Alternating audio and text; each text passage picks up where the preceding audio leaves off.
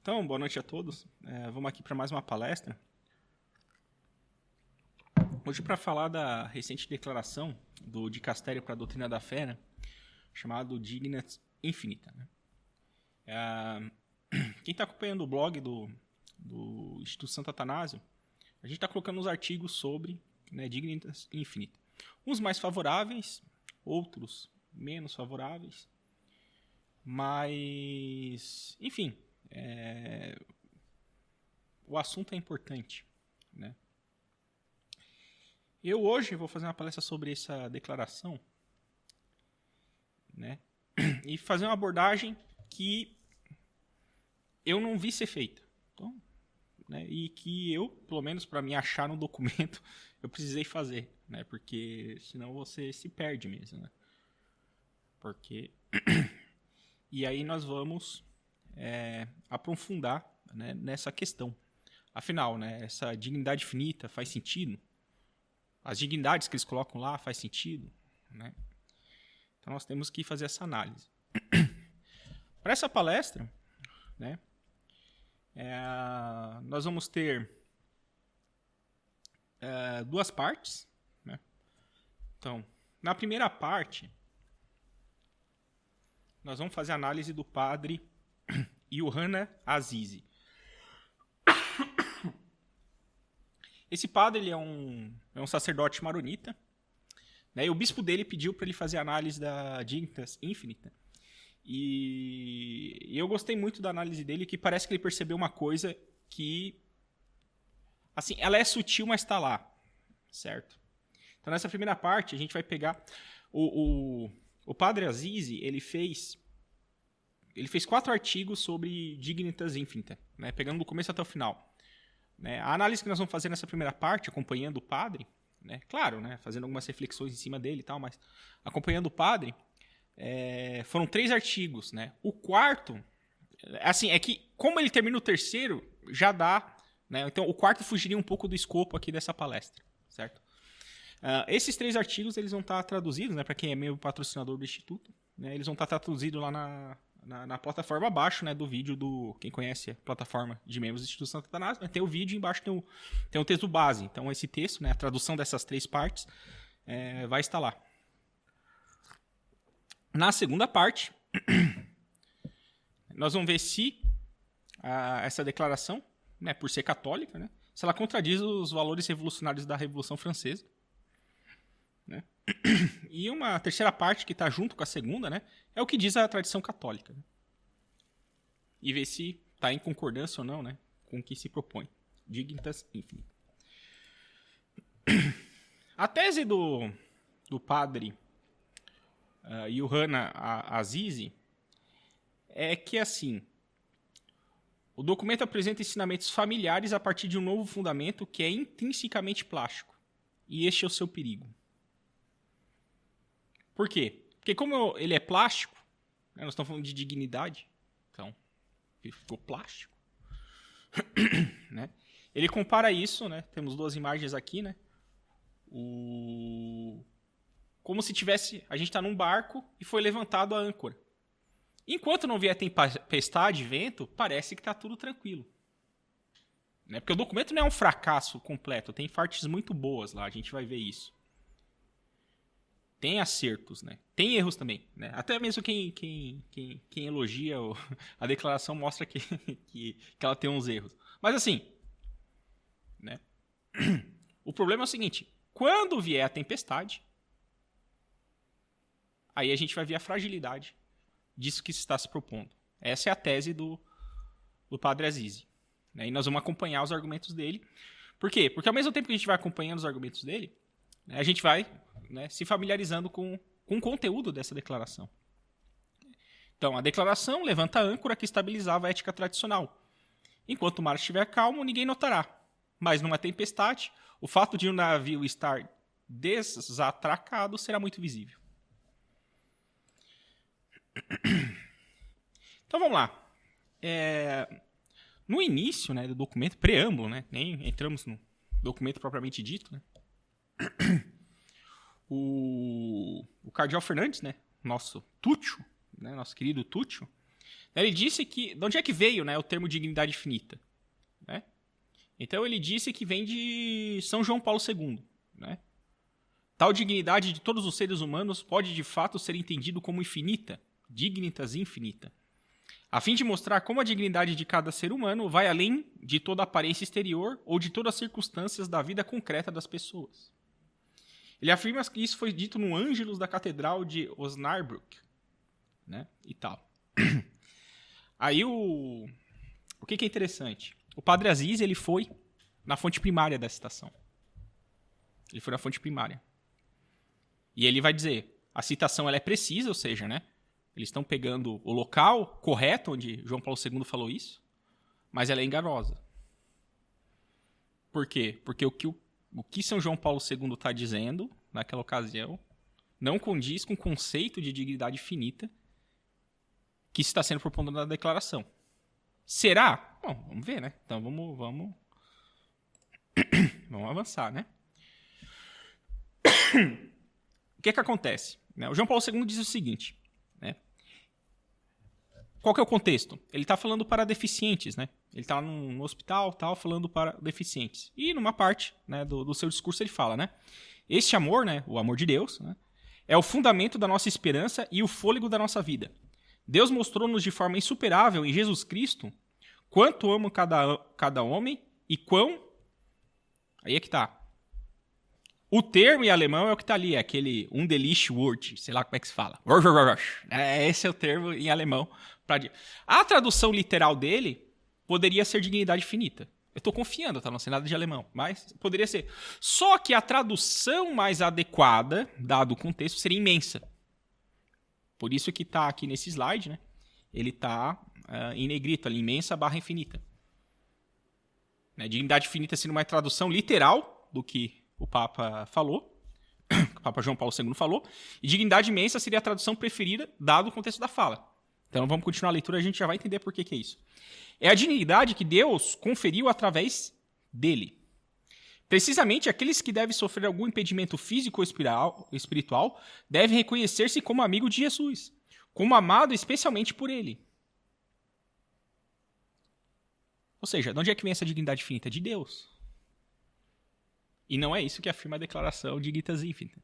Ele fala que é um valor inerente da dignidade humana, conhecível pela razão natural. Não, peraí. Não. Opa, calma. É a pura razão, como a gente vai ver. Não, calma aí. Vem de Deus isso aí. Né? Vamos lá. Mas esse é só isso é o de menos. Ele mesmo diz, né? Jesus, ele mesmo diz, vinde a mim todos os que estáis cansados e oprimidos, e eu vos aliviarei. Tomai sobre vós o meu jugo e aprendei de mim, porque sou manso e humilde de coração. E vós encontrareis descanso para vossas almas, pois meu jugo é suave e meu fardo é leve. Terminou a citação. Pois o que parece aos homens debilidade e fraqueza, é para Deus motivo de amor e cuidado especial. E este critério divino torna-se para a igreja e para cada um dos cristãos uma tarefa e uma obrigação. Nós, cristãos, não nos importamos muito se alguém está doente ou saudável. O que nos importa, em última instância, é o seguinte. Você está disposto a realizar em todas as circunstâncias da sua vida e no seu comportamento como verdadeiro cristão, com plena consciência de fé, a dignidade que Deus lhe concedeu? Ou prefere desperdiçá-la diante de Deus? Veja, a dignidade ela pode ser desperdiçada pelo São João Paulo II. Que é o que a igreja sempre disse. Mas, então ela não é infinita. Por isso que a tradução preferível, né, vai argumentar, seria imensa. Né, imensa, não infinita. Né? Ou seja, o que o João Paulo II aqui usou a dizer infinita, né, esse termo em alemão? Uma hipérbole. É uma figura de linguagem hipérbole. Que, de maneira enganosa, né, eu concordo com o Padre Aziz nisso, né, a Dignitas Infinita trouxe como se não fosse uma figura de linguagem, como se fosse concreto. E como que eu posso desperdiçar, né, essa dignidade infinita? Continua. Numa vida de superficialidade e de falta de responsabilidade, culpa e pecado. Aqui, ó, o que a igreja sempre ensinou. pecado diminui a dignidade do homem. E o João Paulo II, no contexto que ele diz o termo infinito, de maneira hiperbólica, ao que parece, não nega essa verdade. Também como deficientes, novamente é o contexto para quem ele está falando, né? Podeis tornar-vos santos. Todos podereis alcançar a meta elevada que Deus reservou para cada homem, criatura do seu amor. Então não me parece uma dignidade finita que está para além de toda circunstância, porque existe circunstância que você perde dignidade. Pelo menos analisando o segundo texto do próprio João Paulo II, que é de onde eles tiraram a ideia de dignidade infinita. Certo? Continuando. Então, né, aqui em cima está em... E aqui embaixo uma tradução mais literal, né, da questão. Né? Então o Padre Aziz ele foi na fonte em alemão para tirar a limpo. Então qual que é o trecho que ele fala ali? Ó? Você está pronto para usar consciente e fielmente a dignidade que Deus lhe deu em todas as situações da sua vida e no seu comportamento como um verdadeiro cristão? Ou prefere desperdiçar essa dignidade em uma vida superficial e irresponsável, no pecado e na culpa diante de Deus?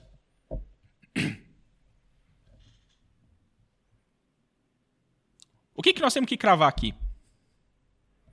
Né? A dignidade, ela pode ser desperdiçada. É o oposto do postulado do Dignitas Infinita.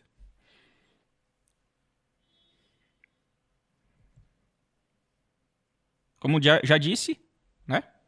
Afirma-se que o modo de desperdiçar a dignidade é através do pecado.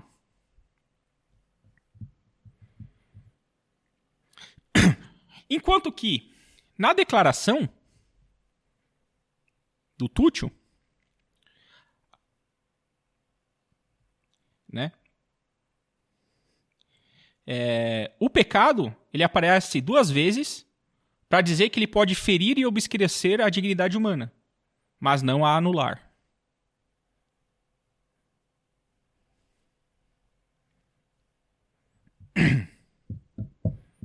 Vai questionar o Padre Aziz.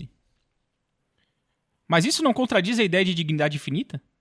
Como é possível obscurecer ou ferir o que é infinito?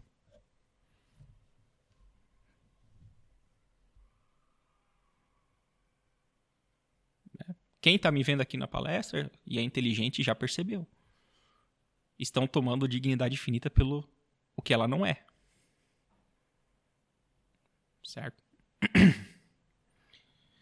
Assim, embora a tradução de dignidade infinita seja precisa, a impressão de continuidade com seu ensino é, na melhor das hipóteses, enganosa.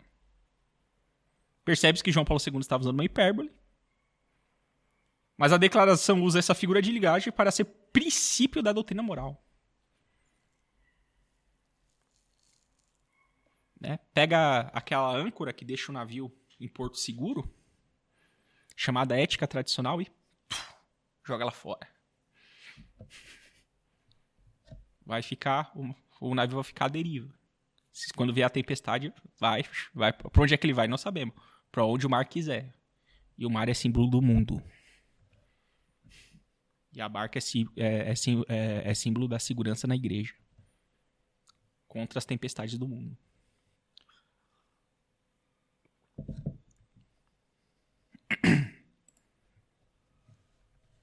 Mas o que significa dignidade? Estamos seguindo o Padre Aziz, né? Deriva do latim dignus, né? Digno, e talvez esteja relacionado com decus, adequado. No dicionário, reivindicações de respeito, concessão de cargo ou título, né? Ou seja, né, o superior ele tem mais dignidade do que o subalterno, digamos assim, né? O presidente de uma empresa tem mais dignidade do que o gerente, que tem mais dignidade do que o peão, por exemplo, né? Em relação a cargos, né? Aí, tá, beleza, tem mais dignidade, mas aí o gerente faz jus, ou seja, faz justiça a essa dignidade, aí é outra história. Por quê? Porque o pecado pode descrescer essa dignidade. Você pode ter a dignidade do cargo, mas desperdiçá-la. Sendo injusto, maltratando, etc. Existe, né? Por quê? Porque dignidade também significa comportamento apropriado ao que é elevado. Enquanto que abaixo da dignidade significa depreciativo ou degradante. A gente vai ver um pouco, né, que fazendo eco a declaração da ONU, né, a declaração do Tuti vai chegar a dizer o seguinte, que todo ser humano é digno de respeito. Pô, será? Quando chegar lá, eu comento sobre isso. Isto levanta a questão. Se dignidade significa ser digno de respeito, então a que propósito se aplica? E a resposta na declaração é sempre e todo lugar. Né? Nós temos uma dignidade infinita ou ontológica do ser humano para além de qualquer circunstância. É isso que ela não cansa de afirmar isso. Papagaia é isso toda hora. Porque ela acha que isso é a grande novidade da doutrina da igreja. Nós vamos analisar se é novidade ou não, se está falando uma coisa faz sentido ou não. Mas toda hora está isso. Para além de qualquer circunstância. Para além de, né? Toda hora. Mas não foi isso que o João Paulo II disse. Né? E se isso fosse ensinamento da igreja, ele teria citado documentos anteriores que teriam afirmado isso. E não citaram. Por quê? Porque é uma novidade. Então estão usando aqui o João Paulo II para... Como é que se chama lá? Cabeça de pirata? Como é que é? Boi de piranha? Não, né? Ah, cortina de fumaça, tá ligado? Ó, João Paulo II. Estão usando a autoridade dele quando ele não disse exatamente isso que eles estão dizendo que disseram. Né? Então, assim... Parece que estamos diante de mais um episódio de patifaria. Assim, só para... Mas alguém pode chegar e dizer, tá, tudo bem que o João Paulo II não disse isso. Mas o conceito de dignidade infinita para além de qualquer circunstância ainda faz sentido. Tá, a gente só tá no... Continuemos.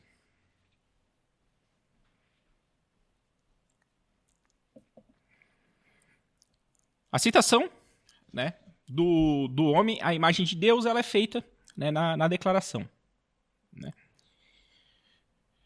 Aí o Padre Aziz vai dizer, né, porque daí eles vão dizer que, do ponto de vista da revelação, né, o fato do ser humano ter dignidade infinita está no fato de que Gênesis afirma que o homem foi criado à imagem de Deus. Né? E o Padre Aziz vai dizer o seguinte,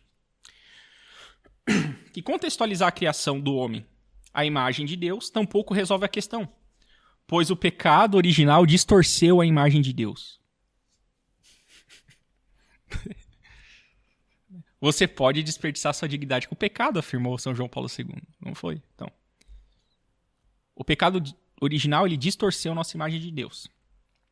Isto é afirmado na Divina Liturgia Maronita, com referência a Romanos, Coríntios, 2 Coríntios, 1 Coríntios, 2 Coríntios, Colossenses e primeira carta do São João. Todos esses versículos querem dizer que a verdadeira imagem de Deus é Jesus. Não nós. Que temos que ser confirmados a essa imagem. Como? Através da graça. Através da graça. Existe uma discussão, né, de que a imagem se mantém, mas se distorce a sua semelhança. Mas o Padre Aziz não quis entrar nesse debate. Eu vou entrar. Tá? Então, deixar o Padre Aziz de lado, eu vou entrar nesse debate. É que assim, para análise que o Padre Aziz está fazendo, isso é o de menos, né? Porque qual que é o ponto? O homem pode desperdiçar sua dignidade. O homem pode diminuir em dignidade. O homem pode se rebaixar em dignidade. Ele pode decair em dignidade. Esse é o ponto. Esse é o ponto. Quer dizer, então a imagem é por causa da semelhança para o Padre Aziz. Mas a questão é a seguinte, qual que é o debate? Né? O debate é o seguinte, que a imagem, ela... Vamos para Santo Agostinho, né? Santo Agostinho, o que ele quis dizer que... Santo Agostinho, né, ele escreveu... que ele colocou assim, qual que é a imagem de Deus na alma humana? Né? Ele vai botar de 3 coisas, né? que ele coloca, né? As 3 operações espirituais da alma humana. A inteligência, a vontade, e o Santo Agostinho coloca a memória, né? O Santo Agostinho postula uma memória espiritual, né? Que seria a imagem, né, de Deus Pai, Filho e Espírito Santo na nossa alma, né? Ou seja, o que quer dizer imagem de Deus? Que o ser humano foi criado com uma faculdade racional. Ok? Uma alma, né, que tem operações espirituais, né, e ele pode, né, ter inteligência, tem liberdade e tal. É isso. Certo? Então, qual que é a questão? A questão é a seguinte. A imagem, realmente o homem não perde essa imagem. Certo? Ele foi criado animal racional, vai morrer animal racional. Então ele não vai perder essa imagem. Só que, tipo assim, se o homem usa mal a sua liberdade, e o próprio Dignidade Infinita vai afirmar isso numa parte que eles estão mais lúcidos, que o ser humano ele pode perder liberdade ao escolher o mal, ao preferir o mal pelo bem. O ser humano perde liberdade. Isso também é a doutrina católica e Dignidade Infinita afirma isso. Certo? Certo. Então, assim, vamos pegar uma imagem bem concreta. Uma pessoa viciada em drogas. Eu acho que todo mundo aqui já viu, até deveria ter colocado aqui no slide, né? Aquelas imagens de pessoas antes e depois de usar a droga. Determinada droga, geralmente o crack, né? O que aconteceu? Como a imagem dela definhou? Veja, a imagem dela, humana, definha. Por quê? Porque o vício corrói a tua própria imagem física. O pecado faz isso de maneira muito mais grave na alma. Então, assim, o que seria? Então, a imagem seria isso, a faculdade racional, né, que envolve a liberdade humana. Envolve tanto a inteligência quanto a liberdade humana. Certo? E a semelhança seria as virtudes. Tem a ver com santidade. Ser bom. Isso seria a semelhança com Deus. Bom, pecado original, claramente, né, nos afastou da semelhança. Por causa do pecado original, a gente tende a gostar do pecado. A gente gosta do pecado. Né? Aí a gente tem que combater esse mau gosto nosso. Certo? E a imagem se mantém? Aí é que tá. Se eu abraço o pecado, assim como a pessoa que usa drogas pesadas vai definhando na imagem física dela, nós vamos definhando na nossa alma. Nós vamos perdendo liberdade. E se a gente perde a liberdade, o que acontece? A gente distorce a imagem de Deus. Pô, tu vai ver um cara mau. Pega um cara mau. Tipo assim, aqueles bem caricato, tipo vilão de quadrinhos, de filme. Aqueles bem caricatão, né? Pô, você vê a imagem de Deus nele lá. Você pode ver que ele tem inteligência, que ele tem vontade. Tal. Isso aí você consegue ver. Mas, pô, ele usa pro mal. Isso é a imagem de Deus, tá completamente distorcida a imagem de Deus. Esse é o problema. Fica difícil ver. Então, na verdade, o que acontece? Você perde a semelhança e distorce a imagem. O pecado faz as duas coisas. Por quê? Porque em nós, seres humanos, né, a semelhança está ligada à imagem. Então, né, eu faço esse debate que o padre Aziz não quis fazer. É porque aqui o objetivo também é dar um pouco de catequese e tal. Mas esse foi um parênteses. Né? O fato é o seguinte. Se perde dignidade. O João Paulo II está dizendo isso. São João Paulo II disse isso a fim de mostrar como a dignidade de cada ser humano vai além de toda a aparência exterior ou de características da vida concreta das pessoas. Dignitas infinita apresentação. Só que o que acontece? Só que a gente viu. Trata-se de uma deturpação de João Paulo II. João Paulo II deixa claro, pô, você vai desperdiçar a sua dignidade? Isso aqui é matador, gente. Se as qualidades humanas não se manifestam em características concretas das suas vidas, então não são qualidades humanas. Pô, se a qualidade não se manifesta, ela não é qualidade, pô. Assim, é uma observação muito sagaz essa aqui, né? Porém, e aí até aquela coisa da imagem. A imagem de Deus não pode ser destruída por uma ação humana. Né? Então, digamos, a gente permanece com inteligência, permanece com vontade e com memória espiritual para usar a imagem de Santo Agostinho. Né? Da Santíssima Trindade da alma, né? Beleza. Mas as ações humanas podem diminuir a sua própria dignidade através do pecado. Né? Ou seja, Uma dignidade tão transcendente que não tem relação com o que uma pessoa pensa, sente, faz ou deixa de fazer, não é de forma alguma dignidade humana. Ela flutua no céu sem nenhuma ligação com a terra.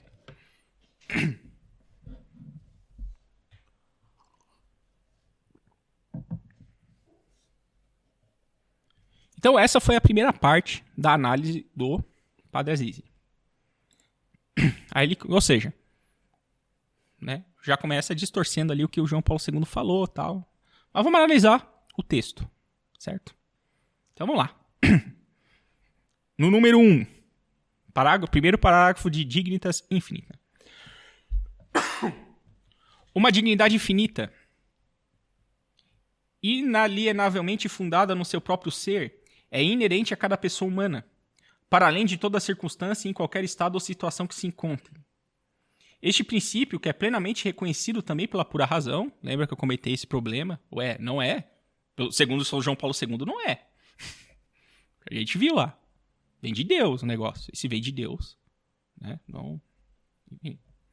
Coloca-se como fundamento do primado da pessoa humana e da tutela dos seus direitos. Será? Será? Se o ser humano tá ferido com o pecado original, que pode distorcer a imagem e semelhança de Deus, pode distorcer a imagem e tornar o homem menos semelhante a Deus. Será que isso é isso que é a tutela dos direitos? Então comecei a entender por que o Padre Azizi está afirmando que se está mudando a base da ética tradicional.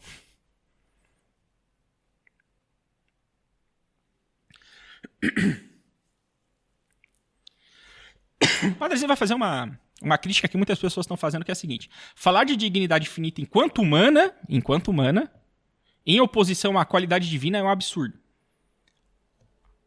Propriamente falando, só Deus tem dignidade finita. Santo Tomás de Aquino ele vai dizer, podemos falar que o ser humano tem dignidade finita no seguinte sentido. Como o ser humano tende, o fim último do homem é a sua beatitude eterna, então dá para dizer que o ser humano tem uma dignidade infinita. Por quê? Porque ele está destinado, se ele cooperar com a graça, claro, a chegar em algo de dignidade infinita, ou seja, que é a participação no próprio Deus.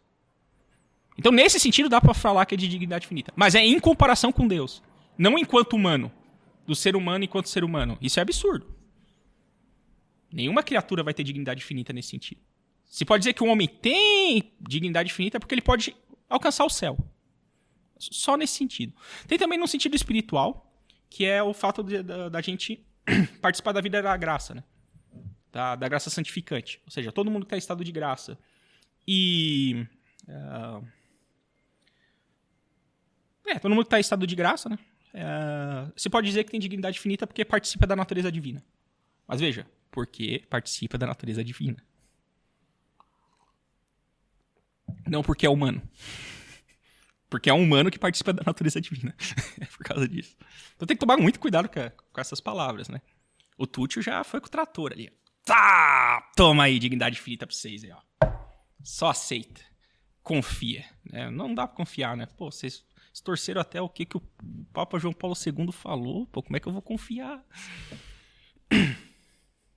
Este alegado princípio dificilmente é plenamente reconhecível também pela pura razão. Se fosse, por que não foi ensinado antes de João Paulo II usar a frase? Por que só... Se fosse assim, reconhecível pela pura razão, por que demorou 2024 anos? Não, mais, né? Filosofia tem quantos anos aí? 6.000 anos? Por que só agora foi, né? Depois de 6.000 anos aí de discussão filosófica. Não, agora que a gente descobriu aí a dignidade infinita do ser humano. Tem algo errado aí. Ademais, quando se trata de algo como dignidade humana, não há experiência que nos ajude, nenhuma experiência que possamos realizar. Há somente princípios religiosos e filosóficos. E esses devem ser aceitos com base na autoridade ou com base na argumentação. Neste documento, a capacidade da razão de discernir a suposta verdade é simplesmente afirmada. Se a razão poderia chegar a tal conclusão, por que não expor o raciocínio? Então está faltando honestidade no documento também. Ele só diz, e é reconhecível pela pura razão. Né? Quem deu a melhor explicação para isso, eu li no artigo hoje até. Tá no One Pit Fiverr. É Nicholas Rowe, se não me engano, que escreveu isso. Ele disse assim, é porque eles tomaram esse significado de dignidade infinita do Kant. Na sua crítica à razão prática.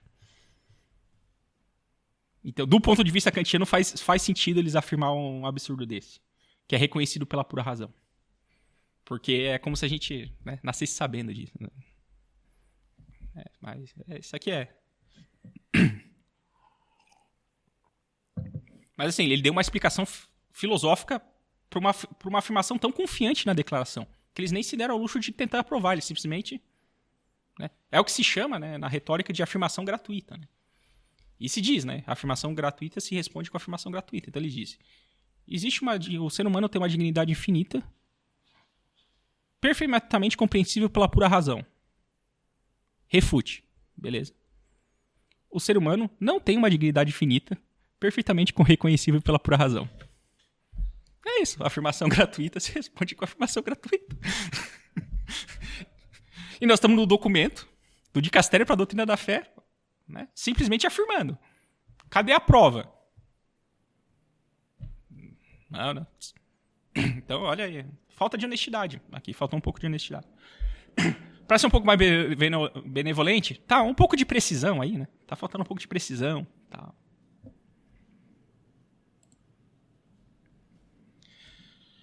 No mesmo parágrafo. A Igreja, à luz da revelação, reafirma de modo absoluto essa dignidade ontológica da pessoa humana, criada à imagem e semelhança de Deus e redimida em Cristo Jesus. Desta verdade, extrai as razões do seu empenho em favor daqueles que são mais fracos e menos dotados de poder. Aí, novamente, como é uma afirmação gratuita, vem a pergunta, né? Mas esse empenho é extraído apenas da ideia de dignidade humana? O mandamento divino do amor não é simplesmente absoluto? Se eu quero defender os mais fracos, daqueles, os menos dotados de poder, qual é o mandamento para isso? É o amor. Não a dignidade humana. E quem fala isso? As próprias escrituras, o próprio Deus. Amarás o Senhor teu Deus de todo o coração, de toda a tua alma, de todo o teu espírito. Esse é o maior e primeiro mandamento. E o segundo é este, amarás o teu próximo como a ti mesmo. Nesses dois mandamentos se resumem toda a lei os profetas. Né? Ou seja, não faça outro que não quer que faça você. Aquilo que quer que faça você, vai antes, você lá e faz aos outros. Tem esses mandamentos aí relacionados a isso. Que é mais importante que a dignidade humana. É uma motivação maior. O Senhor não diz, a tua razão mostra que a dignidade humana é infinita e por isso deves. Né? Por isso deves. Não, o mandamento de amar a Deus é absoluto e anterior. Este elemento está faltando nessa declaração. Qualquer que seja o valor que o conceito de dignidade humana possa ter, para um cristão deve ser secundário em relação ao ensinamento de Cristo, que nunca fala dela. Isso é interessante. Cristo nunca fala da dignidade. E mais pra frente a gente vai ver como é que eles distorcem. Tem. A gente já viu que tem um pouquinho de patifaria nesse documento, né? Mas tem mais. Segundo parágrafo. Esta dignidade ontológica, ou seja, eles... Esse negócio já está confuso. Os caras ainda eles põem dignidade infinita como sinônimo de dignidade ontológica. Aí vamos lá.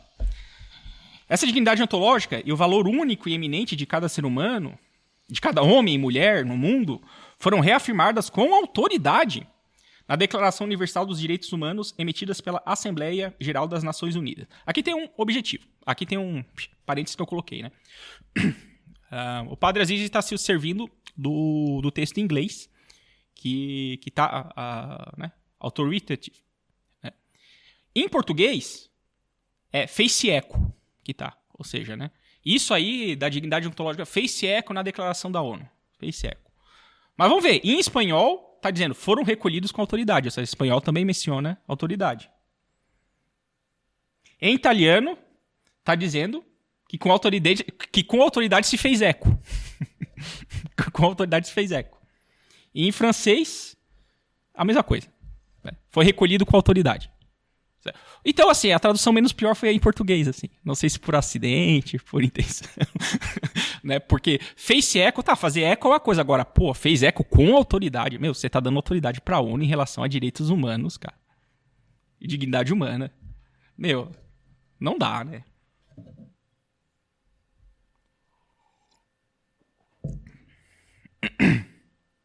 Então, né, o padre Aziz vai chegar assim, né? É meio escandaloso isso, né? O pontífice da Igreja Católica, através do Discastério, está descrevendo um documento secular como autoritativo em questões morais e éticas. A Igreja que é mãe e mestra. Não os burocratas. Mas não se vê nenhuma base razoável para que declarem que a Declaração Universal tem autoridade para católicos. E nem tem, né? Porque um dos direitos, né, daquela declaração é a liberdade religiosa. Isso também é outro problema do documento do Tucci. Né? Estabelece-se um precedente perigoso dizer que qualquer coisa que qualquer órgão secular afirme tem autoridade nos campos moral e espiritual. Descuido. O Tucci foi descuidado. Terceiro parágrafo. Tá dito lá. Desde o início da sua missão, impelida pelo Evangelho, a Igreja se esforçou para afirmar a liberdade e para promover os direitos de todos os seres humanos. Aí vem, né? A afirmação pode, evidentemente, ser verdadeira, mas a que direito se refere? Infelizmente, o Decálogo, iluminado pelo Evangelho, não é a base moral da declaração. A base moral da declaração é a tal da dignidade ontológica. Certo? Aí eu coloquei até a imagenzinha, por quê? O que são os direitos modernos? Direito à educação, direito à assembleia, direito à associação, direito de movimento. Né? Você pega os black blocs lá, você tem direito a fazer movimento e quebrar tudo aí. Que isso, pô? Direito à religião, né? Liberdade religiosa. Só liberdade religiosa. Liberdade de fala, de discurso, de expressão. A igreja tem documentos sobre isso. Não é simplesmente, você pode falar o que quiser. Não é bem assim. Liberdade de imprensa. Liberdade de formação. Liberdade de pensamento. Liberdade de pensamento. Cara, esse termo é muito problemático. Liberdade de pensamento. Eu posso pensar o que eu quiser. Então por que você não está no hospício?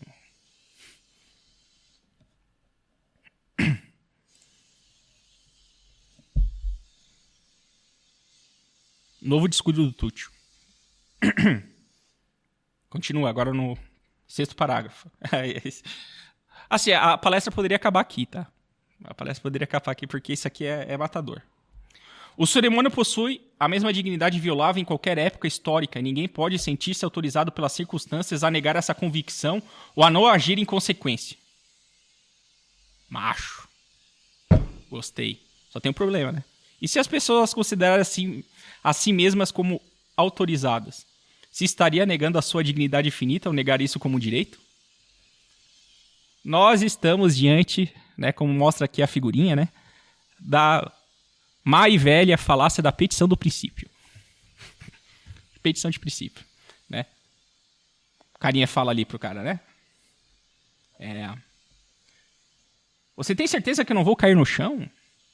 Sim, pequenino. Confie em o livro. E aí, o que diz o livro? O leão marinho está sempre certo.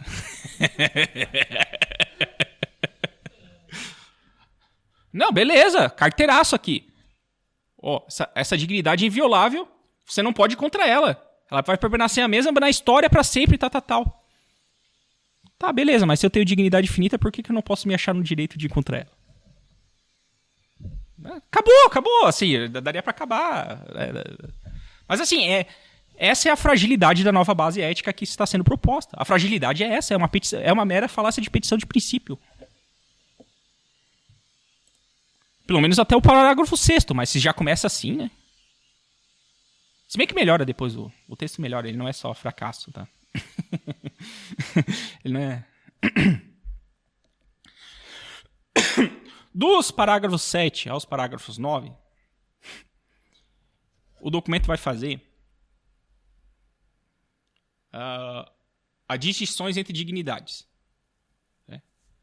Então ele começa fazendo toda uma confusão e agora ele vai tentar arrumar a confusão, fazendo a distinção. Então ele vai dizer que existe uma dignidade que é dita ontológica. É o que nos pertence enquanto criações amadas. É aquela conversa, né? Nós somos imagem de Deus e tal. Aí, segundo o documento, essa dignidade ela não se perde. Vamos ver isso mais à frente, o que quer dizer isso exatamente. Depois ele vai dizer, dignidade moral. Existe dignidade no seu sentido moral, que envolve o exercício da liberdade. Temos consciência, mas podemos agir contra ela, o que seria não digno, visto que Deus nos ama e nos chama a amar os outros. Certo?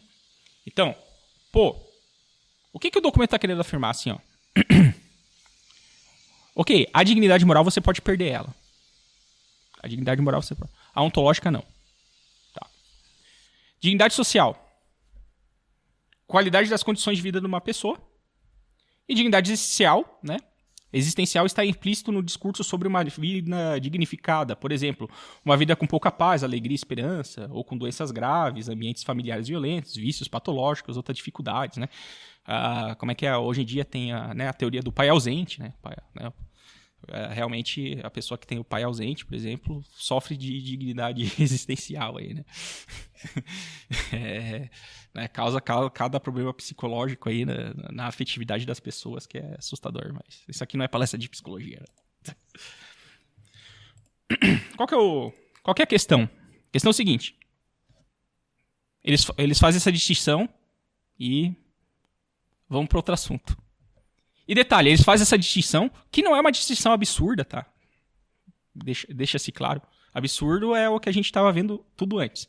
Né? Mas você falar de dignidade ontológica, aí, embora esse termo possa abrir margem à confusão, ok, pelo que eles estão se propondo não é absurdo.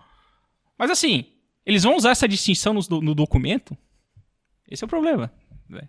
Eles vão lá fazer a distinção e eles não usam as distinções do documento. Mas nós vamos ver isso mais à frente. Então vamos lá.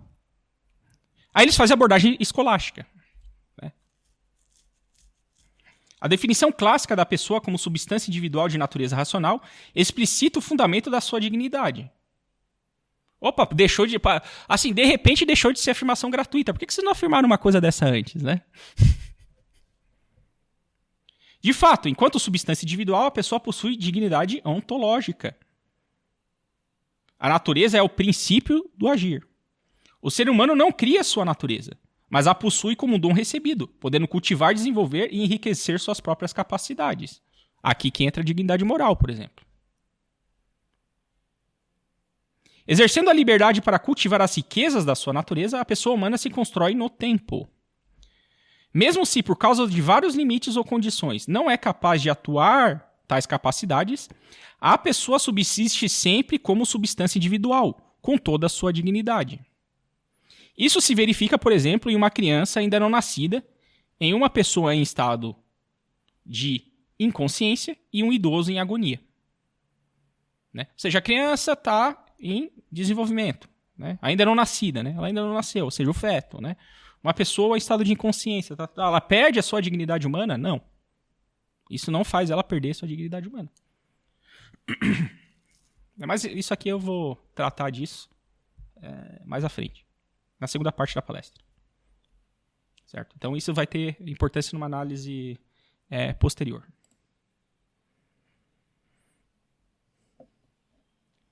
Décimo parágrafo. Mas estamos ainda longe de um pensamento capaz de fundar o respeito pela dignidade de cada pessoa humana. Para além de toda circunstância.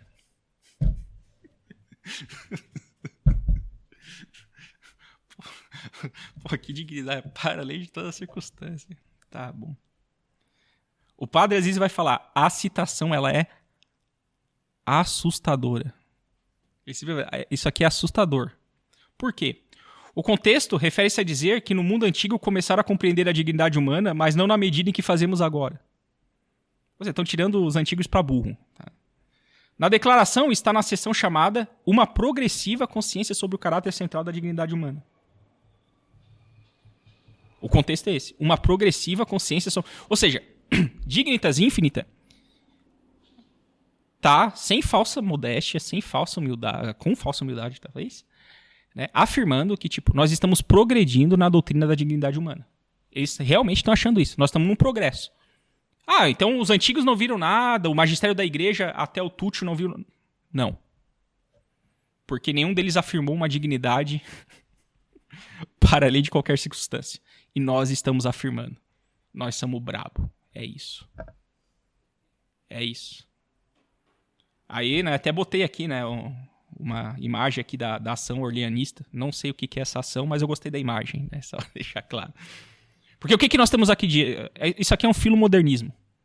Nós estamos progredindo na doutrina. Pô, a revelação...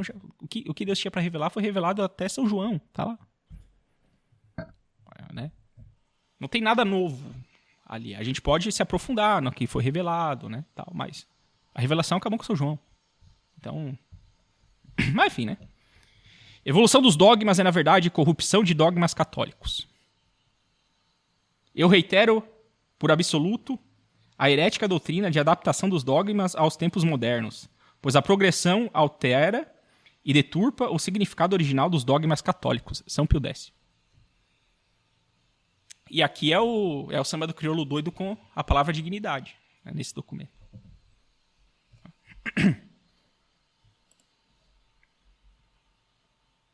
11º parágrafo.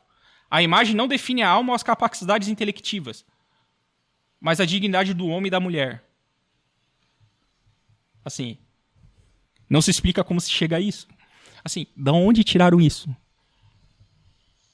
Desde a patrística, a imagem sempre foi visto como as capacidades intelectivas e volitivas do homem. Sempre. Aí é que eles vão dizer, não tem nada a ver com a alma, as suas capacidades intelectivas. Pô. Refutaram Santo Agostinho, né, que diz, né, inteligência, vontade e memória espiritual. Santo Agostinho está refutado. Assim, fácil.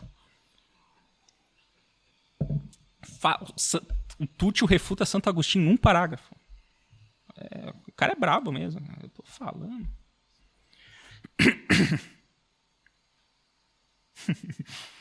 Aqui a gente vai começar a adentrar. Quem aqui no Brasil já está acostumado com a CNBB fazendo esse tipo de coisa, né? Ou seja, né, você começa a torturar um pouco as palavras para significar... Não, elas não significam exatamente isso, mas vai lá, espeta que talvez ela... Né? Espreme ali que talvez vai sair um suquinho, né? Então, é assim, ó. Jesus nasce e cresce em condições humildes e revela a dignidade dos necessitados e dos trabalhadores.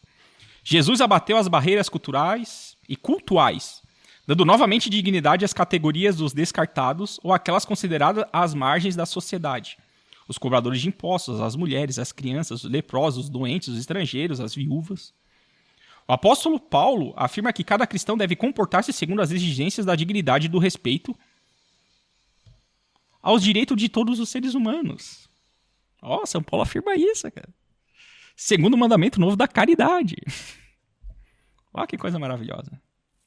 Né? Então, novas surpresas, né? Novamente, novas surpresas, né?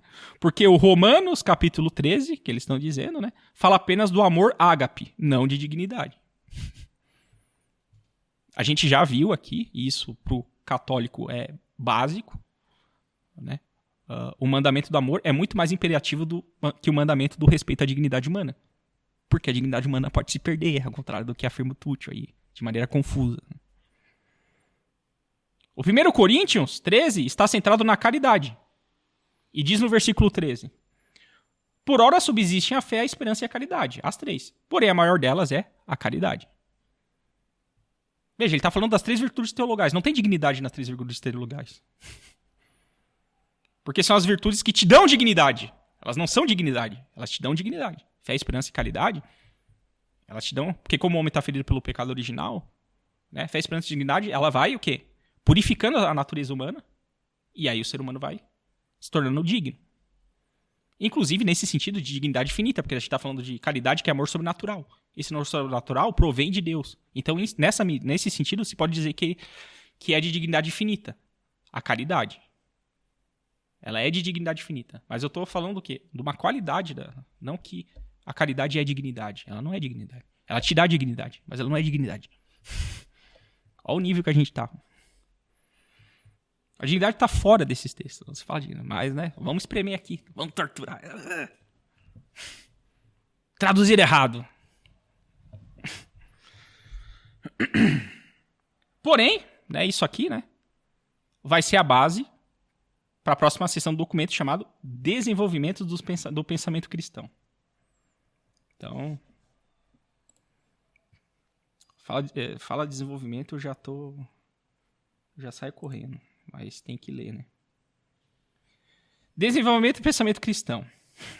A figurinha do Hegel aqui já... Né, não, isso aqui quem está sugerindo sou eu, só para dizer. Não, eu estou seguindo o Padre Azizi aqui, tá? Mas a figurinha do Hegel é responsabilidade minha. Tá? Isso aqui é na minha conta. Tá? O que é da minha conta eu tô deixando claro. O restante aqui é tudo a análise do Padre Azizi.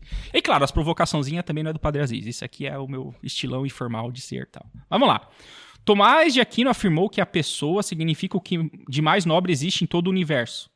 Isto é, o subsistente de natureza racional. Beleza? Não, beleza, sem ironia, beleza.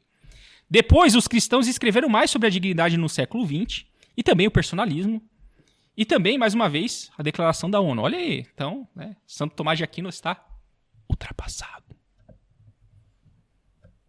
Santo Agostinho já está ultrapassado, o que dirá Santo Tomás, né?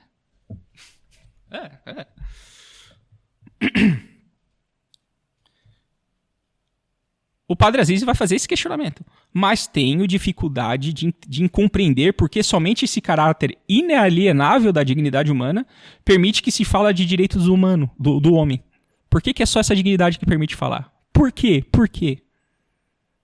Aí é isso na minha conta. Hegel explica. Hegel explica.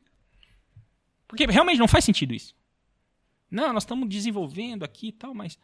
Pô, sempre se afirmou que o ser humano pode perder dignidade se ele utilizar mal suas faculdades, se ele for pro pecado. Aí agora você vem me falar que tem uma dignidade para além de toda circunstância. Pô, o que você está falando, meu amigo? Mas eles realmente acham, eles acham que eles estão numa doutrina, assim, eles estão falando uma doutrina que é uma novidade. Por quê? Porque o tempo, qual que é a visão hegeliana? Evolucionismo. Que o São Pio X, que a gente viu ali naquele banner da ação orleana, refutou, né? Desprezou essa doutrina. O magistério já condenou essa evolução. Né? Mas tá aí, né? Santo Tomás de Aquino perdeu para ONU. Né? Santo Tomás de Aquino perdeu para ONU nessa brincadeira aí, né?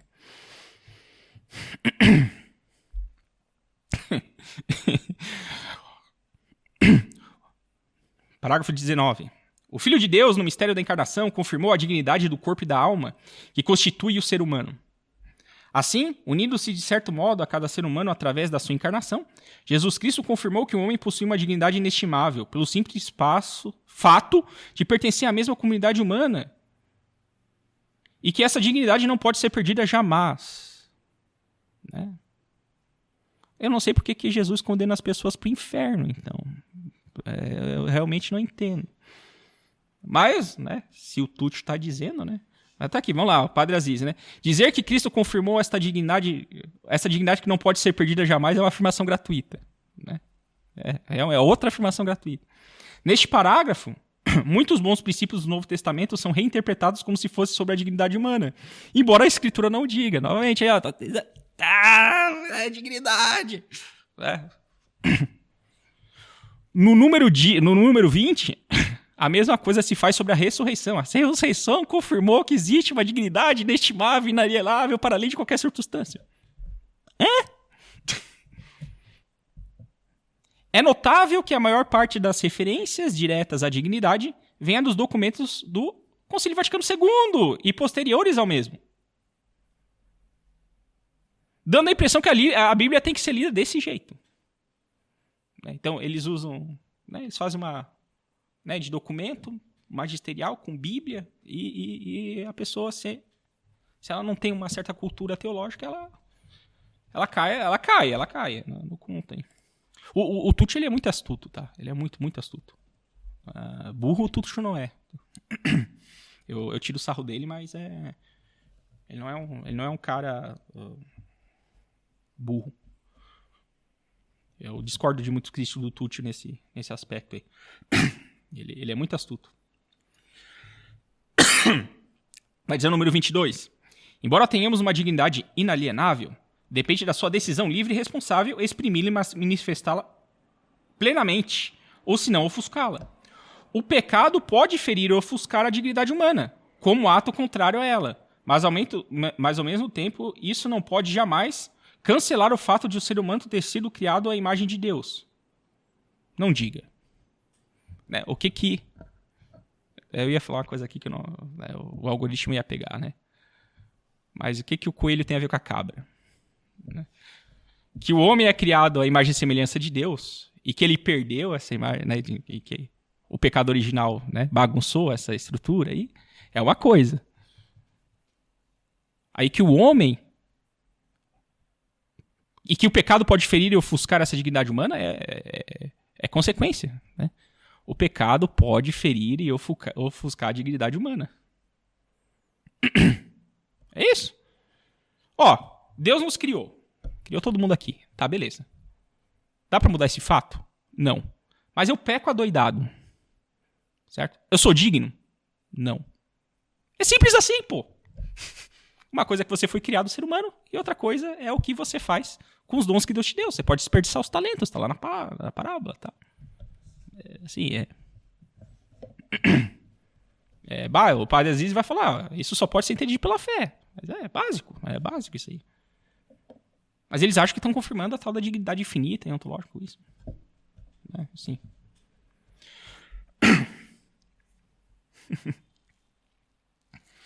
Isso aqui é engraçado também. O padre Aziz, ele é muito perspicaz, ele percebe... Eu, quando li o texto dele, eu realmente... Tanto é que eu tô fazendo a palestra com base no texto dele, porque eu fiquei realmente muito impressionado. Ele enxergou umas coisas assim que nenhum outro tá enxergando. Eu acho fantástico, assim. Vai dizer o número 25. Uma multiplicação arbitrária de novos direitos, muitos dos quais em contrastes com aqueles originalmente definidos, e não raro, postos em contrastes com o direito fundamental à vida, como se fosse devido garantir a expressão e a realização de toda a preferência individual ou direito subjetivo. A dignidade se identificaria, então, com uma liberdade isolada e individualista, que pretende impor como direitos, aspas aqui, garantidos e financiados pela coletividade, alguns desejos e algumas propensões subjetivas.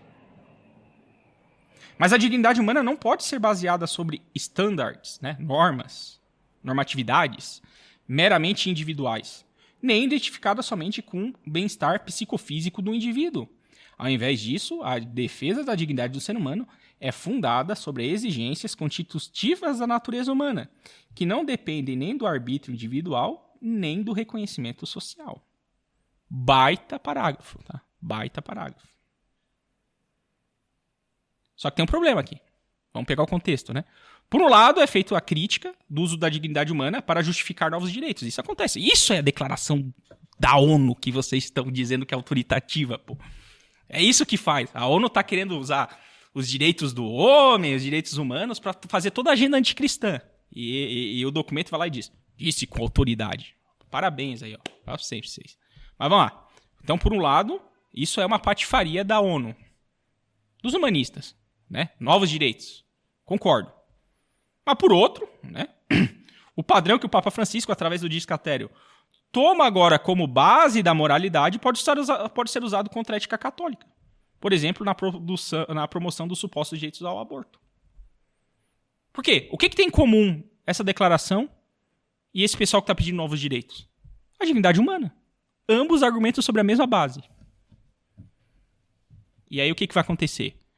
Quando acontece isso, quando ambos argumentam sobre uma mesma base frágil, o que acontece? Quem chora mais pode... menos. Não tem dignidade infinita que resolva isso. Por quê? Porque o mundo jaz o maligno. No número 26, ele fala da necessidade de reconhecer as normas objetivas do bem e da nossa relação com os outros seres viventes. Qual que é o problema? Ele não toma para isso os mandamentos de Deus. Né, cuja base é o amor. Né? Ele não toma isso como fundamento. Ele toma a dignidade humana.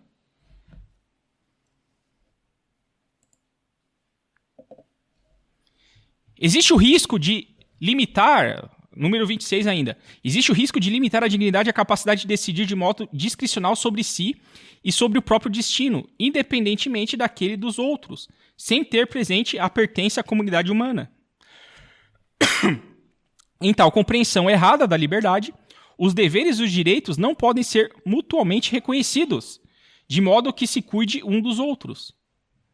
Beleza, tá certo, né? Não discordaria disso, mas se a dignidade humana é uma base suficiente para a ética, se, como se afirmou na seção 1, existe uma consciência crescente da dignidade humana, como é que isso pode ser possível na prática? Lembra que ele falou lá? Essa base que se está propondo aqui, ela é plástica demais. Então, assim, o texto afirma uma verdade sobre afirma algo que é correto numa base frágil. Esse é o problema. Não seria o caso de haver uma crescente incompreensão da dignidade humana porque os mandamentos de Deus foram esquecidos? Buscai primeiro o reino de Deus e a sua justiça, e tudo mais será acrescentado. Ah, mas eu não vou buscar o reino de Deus. O que vai acontecer? A dignidade humana vai ser desprezada. É isso. É simplesmente isso. O número 28 de Scatteri insiste na necessidade de reconhecer a dignidade e os direitos dos outros. Mas como? Se a necessidade não é imensa, mas infinita, o que é infinito pode ser compreendido? Pode infindáveis infinitos coexistir na sociedade humana? Eu tenho dignidade infinita, o outro tem dignidade infinita, o outro tem dignidade infinita, o outro tem dignidade infinita. Eu acho A, o outro acha B, o outro acha C. E A, B, C, um contradiz o outro, tal. O que é que está certo nessa coisa? Não interessa, é dignidade infinita. Novamente, né, por que a base não se sustenta? Porque há a falácia da petição de princípio. Esse é o problema. Número 29. Mesmo se Deus criou o homem racional, conferindo-lhe a dignidade de uma pessoa dotada de iniciativa e do domínio sobre seus atos, em vista do bem, o livre-arbítrio frequentemente prefere o mal ao bem. Por isso, a liberdade humana tem necessidade de ser, por sua vez, libertada por Cristo. De fato, mas não se poderia argumentar que dizer tal coisa é ofender a dignidade infinita? Vamos lá. Novamente, o número 29 está afirmando uma coisa correta. O ser humano tem o livre-arbítrio, mas ele frequentemente prefere o mal ao bem. E quando ele prefere o mal ao bem, o que acontece? Ele perde liberdade. O que faltou o documento dizer? E que o documento não pode dizer? Por ele perder a liberdade, ele também perde a sua dignidade. Porque o homem ele foi feito para ser livre. A partir do momento que não é livre, ele é escravo dos seus vícios, ele perde a dignidade. Só que ele não pode falar isso. Por quê? Porque toda hora ele está falando que o ser humano tem uma dignidade para além de toda circunstância. Esse é o problema do documento. Ele perde liberdade, mas ele também perde dignidade. E isso o documento não afirma. Por quê? Porque ele está querendo afirmar outra coisa. Ah, Augusto, mas aí você tem a dignidade ontológica, que ele não perde, e tem a dignidade moral, que sim, ele perde. E essa liberdade aqui que ele está perdendo tem a ver com a dignidade moral. Beleza? Mas é como eu falei, o documento ele faz a distinção e para de utilizar. E a coisa vai ficando confusa. E aqui está a provocação. Assim, se eu escolher o mal, eu vou perder liberdade. Então essa liberdade ela tem que ser libertada por Cristo, né, através da graça, como a gente viu. Que a graça purifica a natureza humana. Ué, isso não vai ofender a dignidade infinita dos outros? Já que é para além de qualquer circunstância?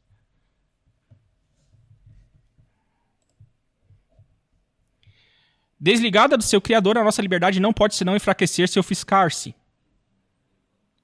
Beleza? A nossa liberdade, sim. Se ela estiver desligada do Criador, ela vai para o pecado. Ok? E por isso é que ela perde a dignidade, pô. Mas o documento não pode afirmar isso. E aqui vem, o padre Aziz comenta. O documento ele distinguiu 4 tipos de dignidade. Onde está essa distinção agora? Nesse momento que ele deveria distinguir, né? Claramente, ele não distingue. Resultando em quê? Confusão.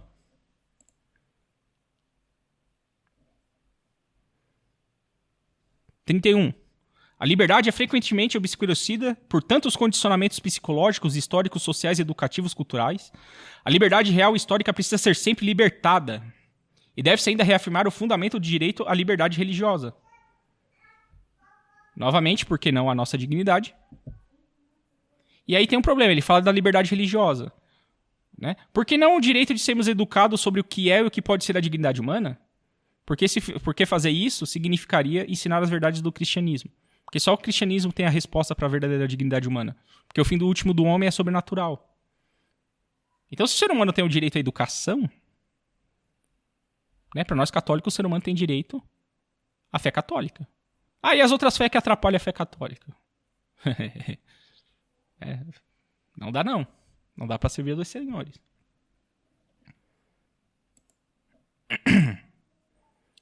Parágrafo 32. A história da humanidade mostra um progresso na compreensão da dignidade e da liberdade das pessoas, não isento de sombras e perigos de involução. Disso é testemunho o fato que existe uma crescente aspiração, também sob a influência cristã, que continua a ser fermento, mesmo em sociedades sempre mais secularizadas, a erradicar o racismo, a escravidão, a marginalização das mulheres, crianças, doentes e pessoas deficientes. Aí vai dizer o padre Azizi: considera o número 32 um dos parágrafos mais arbitrários de todo o documento. Penso que há um argumento muito forte a ser feito de que, na realidade, o racismo e os ataques à dignidade estão em crescimento. Atualmente se considera perfeitamente legítimo, até mesmo louvável, atacar a raça branca, atacar os homens por serem homens e assim por diante. Né? A agenda progressista está aí para mostrar. Né? Ele também cita, né? Eu citaria: a forma como as pessoas em posições de autoridade estavam e ainda estão preparadas para mentir sobre questões epidêmicas ou a favor de agendas políticas. Né? Pô, o que é a vida política? É mentira atrás de mentira, narrativa atrás de narrativa. Isso é sinal de que a dignidade está evoluindo, está crescendo? Não me parece, né? Tem a dita mudança de gênero aí, né? Crescendo cada vez mais. Isso o quê? Abala a dignidade humana. Né? Inclusive, esse documento condena a ideologia de gênero, ele chama de teoria de gênero. Né? Condena a teoria de gênero, né? Mas, como vai dizer o próprio padre, né? Sobre uma base fraca. Né? E tanto essa ânsia, né? Uma política pautada na mentira, quanto ideologia de gênero e demais aberrações ideológicas, né, são demonstrações de que a preocupação com a dignidade humana é cada vez menor. É cada vez menor. Então esse 32 ele está fora da casinha. E então, né, terminando aqui a primeira parte da palestra, conclusão do padre, né, Yohanna Azizi, né? Para o momento, aqui tem um erro aqui, né? Apenas digo que, embora o balanço do documento possa reafirmar nas seções seguintes muitas doutrinas verdadeiramente católicas, em primeiro lugar, não o faz quando se trata da pena de morte e quando ignora a doutrina sobre a guerra justa. O que acontece? O documento, ele contradiz o magistério anterior na questão da pena de morte. Por que ele faz isso? Porque, assim, a gente viu que o próprio documento faz a distinção de dignidade ontológica, que o homem não perderia, e de dignidade moral, que o homem perderia. Tá, beleza, foi feita a distinção. Aí, na hora de aplicar as distinções, o que ele faz? O próprio documento se perde na hora de aplicar o princípio. Por quê? Porque ele vai usar a dignidade ontológica para condenar como intrinsecamente mal a pena de morte. Quando a pena de morte é uma derivação do direito de legítima defesa do ser humano. Assim como o ser humano, assim como o homem individual tem direito à legítima defesa, a sociedade também, né, no âmbito coletivo, tem o seu direito de... Então, crimes extremos e gravíssimos, né, em tese, poderiam ser penalizados com a pena capital, com a pena de morte. Né? A conveniência ou não disso é sempre debatível. Mas dizer que isso não pode ser permitido jamais, a igreja nunca ensinou isso. Mas, por ter confundido dignidade ontológica com dignidade moral, o próprio documento fez isso. O documento distingue e confunde. Né? Se condena errado a pena de morte. Se condena de maneira errada. Não está falando da conveniência. Está falando da ideia em si. É um problema isso aí. Realmente um problema. Em segundo lugar, e mais importante, a base do ensino ético. Mesmo quando a conclusão é correta, e a gente viu alguns parágrafos absurdos, outros parágrafos bons, né? Mas mesmo quando o parágrafo é bom, a base do ensino ético foi alterada. Foi alterada. Isso é grave porque essa nova base poderá permitir mudanças doutrinais significativas e até ilimitadas. Vocês pensam o que a CNBB vai fazer com esse conceito de dignidade infinita? Se com fraternidade da fraternitude eles já fizeram a tal da amizade social, o que eles vão fazer com dignidade infinita? Nossa. Exemplo. Ele dá um exemplo do que ele está querendo dizer. Né? Se eu disser, não roube porque Deus diz que roubar é pecado, enunciei a conclusão ética com base sólida na observância dos mandamentos divinos. Se eu disser, não roube porque você pode ser pego, chego à mesma conclusão.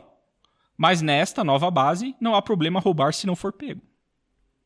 Ou seja, veja que a conclusão é a mesma, mas a base de uma é sólida e a outra base é plástica para usar, né? Como diz o padre Aziz lá no início.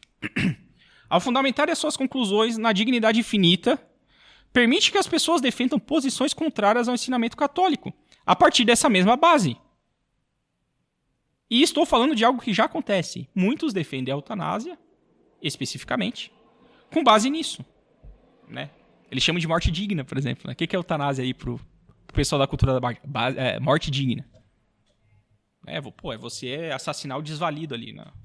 Morte digna. Então, né? A base tá problemática.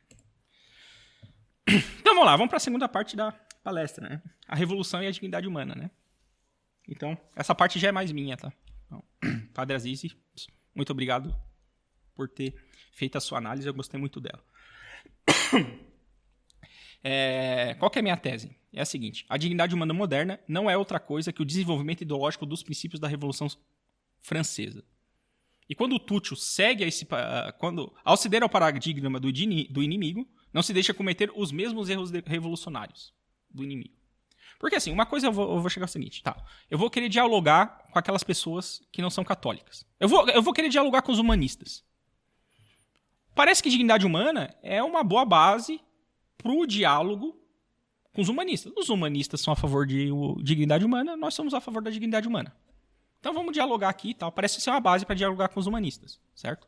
Só que assim, nós católicos a gente tem que purificar o que significa a dignidade humana para poder ensinar pro humanista por que a base dele está errada. E se a gente não purificar a nossa, o que vai acontecer? A gente vai cair na armadilha dele. E vai começar a afirmar coisas que ele afirma e que não é nossa. Certo? Será que Dignitas Infinita cometeu esse erro? O Túcio cometeu esse deslize aí? Escorregou na banana? Será? Na casca da banana? Será? Então vamos lá. Quais são os princípios da Revolução Francesa? Porque o que é dignidade humana hoje? A dignidade humana hoje é uma evolução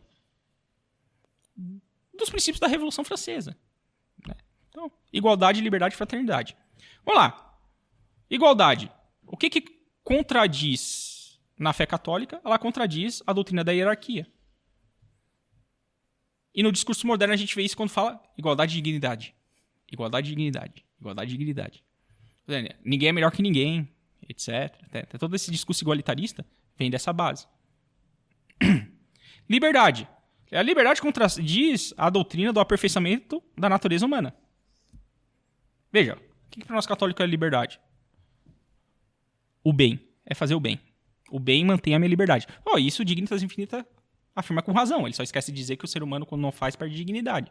Mas que o ser humano perde liberdade quando ele escolhe o mal, né? Por quê? Porque o bem nos torna virtuoso, o mal nos torna escravo do vício. Ou, se preferir, quando a gente peca, a gente se torna escravo do pecado. Pois bem, o que é a liberdade, então? A liberdade está na virtude, no exercício da virtude. É nisso que está a liberdade. Então, e por quê? Porque a virtude ela aperfeiçoa a natureza humana. Então, você pode falar em liberdade no sentido de aperfeiçoar a natureza humana. Ou seja, tornar o homem, pelo menos, jus à sua dignidade. Fazer jus à sua dignidade. Né? que é ser inteligente e livre. Pelo menos isso. Serve a liberdade. Pelo menos é isso. Porém, o que é a liberdade moderna? É o discurso da autonomia do indivíduo. Eu tenho o direito de pecar. E se você criticar a minha conduta, você... Aí será qualquer shimmy aí que existe. Né? Faça leis para proibir os outros de me criticarem e tal. É isso, basicamente. E o outro princípio da Revolução Francesa é a fraternidade, que contradiz a doutrina do reinado social de nosso Senhor Jesus Cristo. Certo? Por quê? Porque quem é que vai garantir os direitos? O Estado. Ele vai garantir os direitos ou vai criar novos direitos, né? Então, confia no Pai. No Pai Estado. Confia no Papai Estado. É isso que é fraternidade. Meramente secular. Né?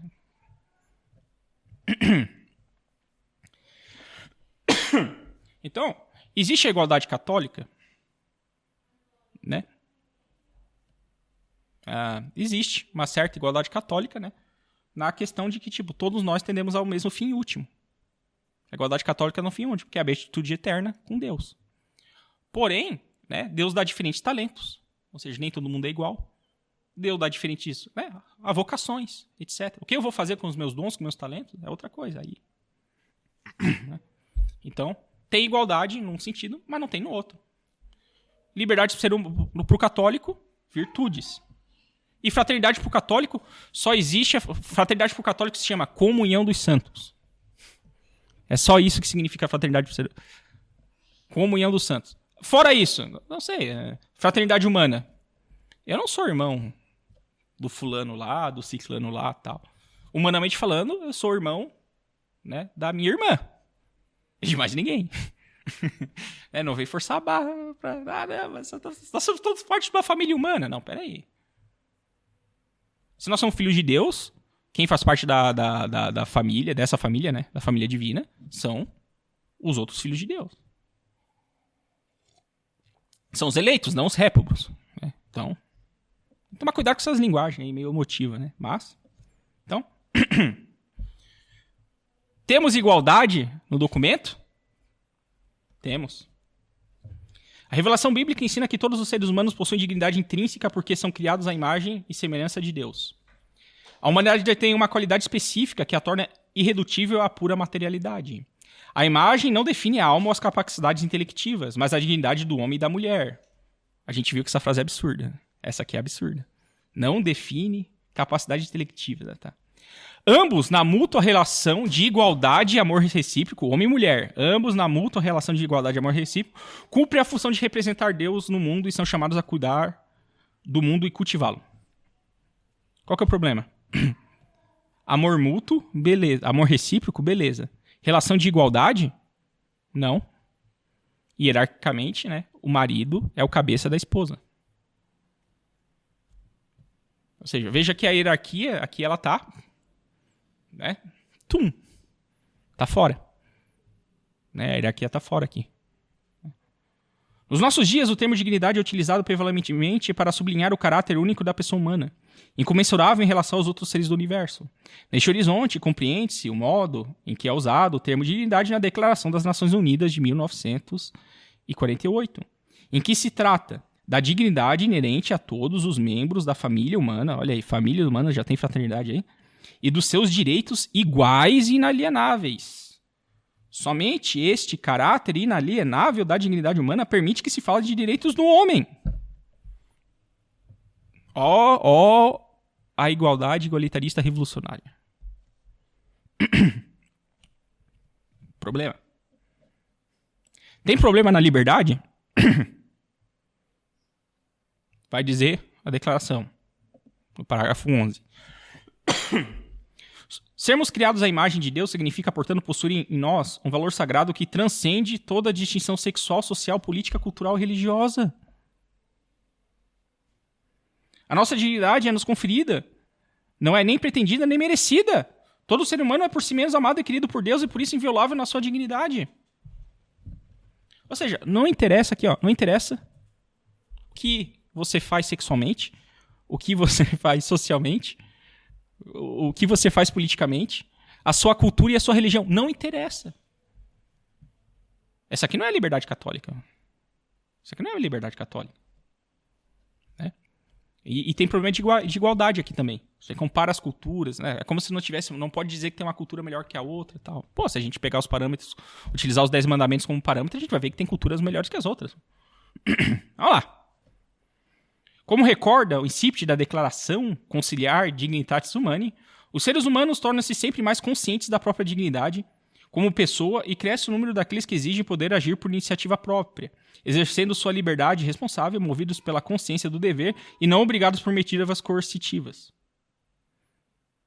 Tal liberdade de pensamento e de consciência, seja individual ou comunitária, é baseada sobre o reconhecimento da dignidade humana como lhe foi dada a conhecer pela palavra de Deus e revelada pela própria razão. Tem bastante ambiguidade aqui, mas dá para perceber, né? Termos liberdade de pensamento e de consciência não é muito católico. O católico ele desconfia desses termos. Né? E eles não podem ser obrigados por motivos coercitivas. Ué, o superior tem direito sobre o inferior. O pai tem direito de mandar no filho. Como assim? Né? Que liberdade? Né? Ou seja, liberdade como sinônimo. Veja que liberdade aqui está como sinônimo de autonomia. O documento endossa o erro aqui. Um erro revolucionário. Outra, no 66, último parágrafo, inclusive. Também hoje em dia, de tantas violações da dignidade humana que ameaçam seriamente o futuro da humanidade, a Igreja encoraja a promoção da dignidade de cada pessoa humana, seja quais forem as suas qualidades físicas, psíquicas, culturais, sociais e religiosas. Olha o relativismo cultural aí. O relativo, né? Cultural, religioso, etc. Ela o faz com esperança, certa da força que brota de Cristo ressuscitado, que revelou plenamente a dignidade integral de todo ser humano e de toda mulher. De todo homem e de toda mulher. Olha aí. Ou seja, não interessa qual que é a tua religião. O que importa é a tua liberdade. Pô, mas se você escolhe a religião falsa, você não está sendo livre. Esse é o problema. E tem fraternidade? Sob tal reconhecimento e acolhimento, é possível fundar uma nova coexistência entre os seres humanos, que modele a sociedade em um horizonte de autêntica fraternidade. Unicamente reconhecendo a dignidade de cada pessoa humana, podemos fazer renascer em todos uma inspiração mundial à fraternidade. Meu amigo, sem Cristo Rei, impossível. Impossível. Isso não é a fraternidade católica. Isso. O outro, número 18. Em primeiro lugar, segundo a revelação, a dignidade do ser humano provém do amor do seu Criador, que imprimiu nele os traços indeléveis da sua imagem, chamando-o a conhecê-lo, amá-lo e viver uma relação de aliança consigo, bem como na fraternidade, na justiça e na paz com todos os outros homens e mulheres.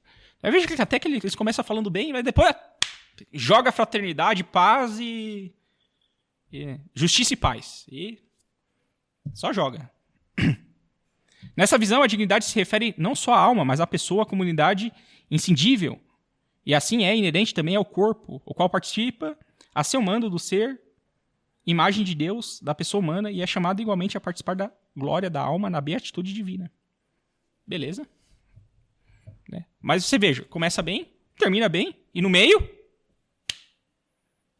tá com uma fraternidade estranha.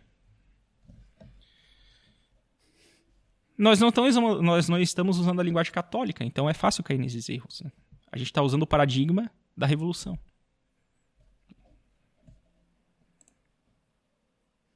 Mas temos o sede contra. Né? Isso, o Túcio está afirmando aquelas coisas ali. Temos o sede contra. Teria vários sede contra do magistério da igreja. Né? Mas eu vou usar um só. Né? Do Leão XIII, da Immortalidade, porque né, os nossos amigos católicos de esquerda também gostam da Immortalidade. Isso aí é uma coisa que nós, católicos tradicionais, católicos de esquerda, nós gostamos da Immortalidade. A gente tem divergências na forma de interpretar a Immortalidade, né? O pessoal da esquerda, eles gostam de esquecer que tem umas partes lá que estão escritas e enaltecer outras. Tal. A gente gosta de pegar ela completa, né? Mas, no primeiro parágrafo da Immortalidade já está assim, ó. No primeiro, já antecipando o Túcio, né? Com mais de um século. A liberdade, esse elemento de perfeição para o homem, ou seja, a liberdade é para a perfeição para o homem, fora a liberdade modernista, fora a liberdade maçônica, fora a liberdade revolucionária. Esse elemento de perfeição para o homem deve aplicar-se ao que é verdadeiro e ao que é bom. Ora, a essência do bem e da verdade não pode mudar ao sabor do homem, Ué, não é a dignidade do homem que não pode mudar? Ah, é a essência do bem e da verdade. Não pode mudar o sabor do homem. Então tem outra coisa que está para além das circunstâncias. Né? Pô, que coisa interessante, né? O bem e a verdade estão para além de todas as circunstâncias, né? Pô, gostei disso aqui, né? Parece mais católico, né? Do que afirmar que a dignidade está para além de, né? Vamos lá. Mas persiste sempre a mesma e não menos do que a natureza das coisas. É imutável. Isso aí, Dignidades Infinita afirma aqui, que a natureza humana né, ela é imutável, né? Ela não muda. Né? Contra a ideologia de gênero, ela diz, não, você não pode ficar, né, usar a sua subjetividade para mudar as coisas. Mas vamos lá, o importante é, se a inteligência der opiniões falsas, e a liberdade de pensamento e de consciência? Mas tá, se a inteligência der opiniões falsas, se a vontade escolhe o mal e ele se apega, cadê a cultura, independente de cultura, religião, cadê isso aí? Mas tudo bem, tá? Se a vontade escolhe o mal e se apega, né? Nenhuma nem outra atinge a sua perfeição. Ambas decaem da sua dignidade nativa e se corrompem. E agora? Agora ferrou, né? Agora ferrou. Tem conserto? Tem conserto? Como vimos, né? A declaração ela é cheia de altos e baixos. E isso, né, concordando com o padre Ahana Azizi, é porque o barco está à deriva, pois a âncora foi erguida e só sabemos disso quando tiver a tempestade.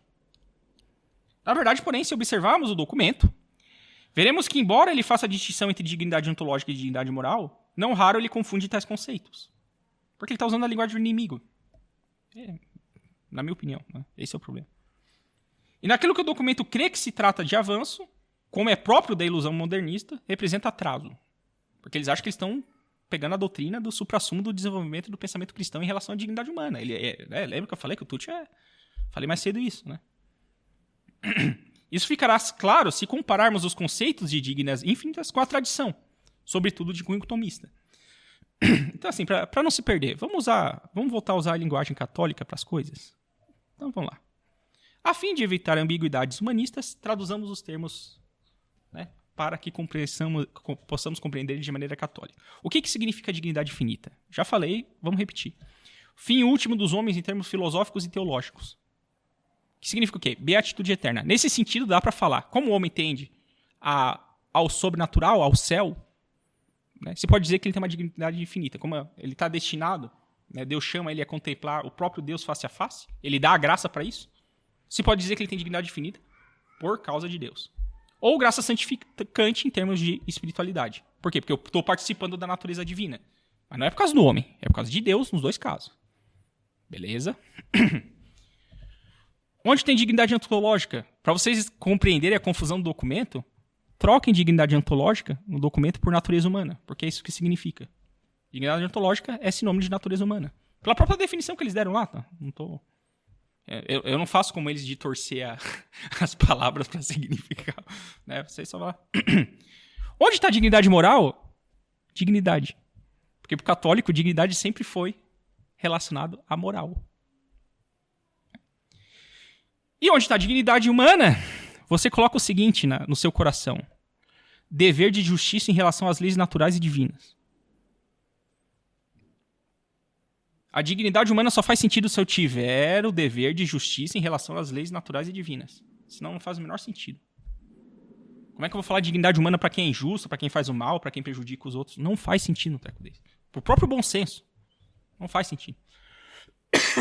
Com esta tradução, evita-se, ao mesmo tempo, equívocos e a relativização da base ética. Por quê? Pô, tem alguma coisa superior à dignidade humana? Tem. A lei natural e divina. Quem diria, né? Vulgo dignidade moral, né?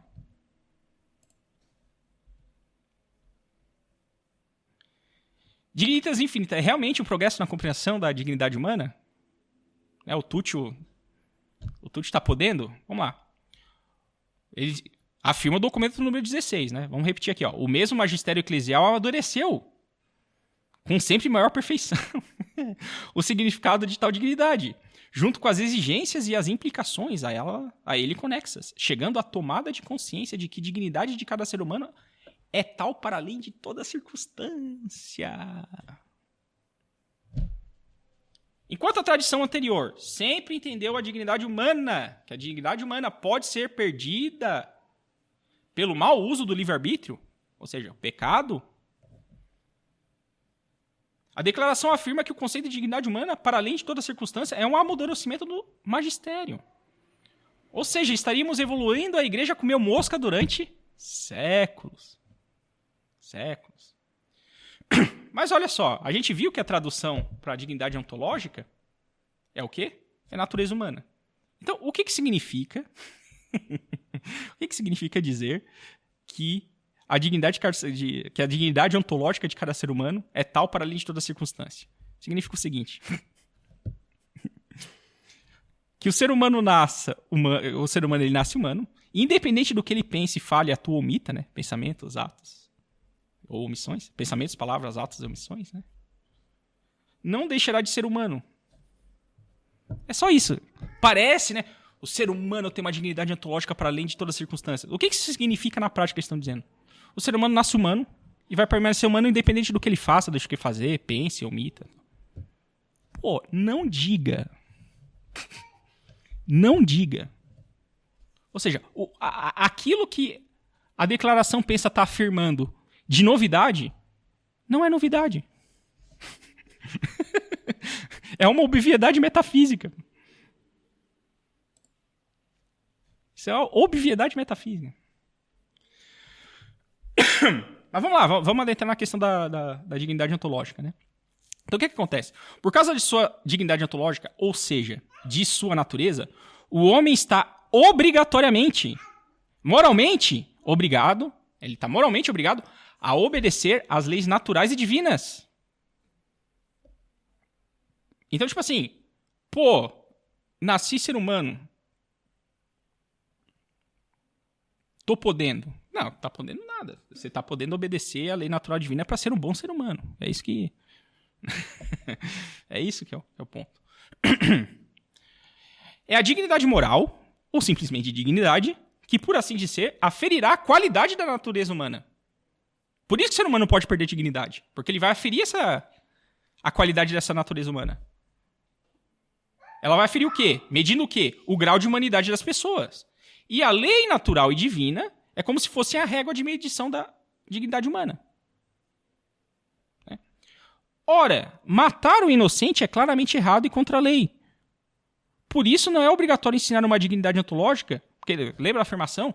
Sem esse conceito de dignidade é impossível falar de direitos humanos. Não. Eu posso falar por outras vias, pelas vias dos 10 mandamentos de Deus, pela via da lei natural, pela via da lei divina. Claro.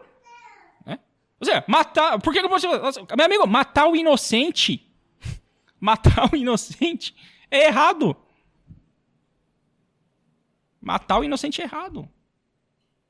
Ou seja, não é necessário, não é obrigatório ensinar uma dignidade ontológica para defender o feto, o desvalido ou o deficiente. A doutrina mais atrasada, entre aspas, né, tradicional, anterior, já dava conta do recado. E com maior clareza e sem concessões indevidas. A ONU! Sem concessões indevidas. Ao secularismo. Aos humanistas. Aos maçons. Só que o que eles chamaram? Chamaram de dignidade ontológica e dignidade... Ou seja, estão usando o mesmo termo, né? Dignidade. Ou seja, dignidade ontológica o que é? Ele é descritivo. O ser humano nasce humano e vai permanecer humano. No céu ele vai ser humano, no inferno vai ser humano, no purgatório vai ser humano. Tá, beleza. Não. Pô, que novidade, né? Grande novidade. Mas aí, a dignidade que é mais importante nessa questão toda, né? Que tem a ver com o fim último do homem, que é a dignidade moral, fica em segundo plano. Que é a dignidade moral, assim... iluminado pela fé, inclusive, né? Que vai aferir realmente, né? Porque Deus vai nos julgar pela nossa dignidade moral, tá? Não pela nossa dignidade ontológica. Se você chegar lá no dia do juiz e tentar soltar essa... Não, Deus, o negócio é o seguinte aí, ó. Eu sou portador de uma dignidade ontológica para além de qualquer circunstância. Jesus vai falar, eu sei. Mas olha o que você fez aqui, ó, amigo. E vai puxar a cordinha, meu. Você... É...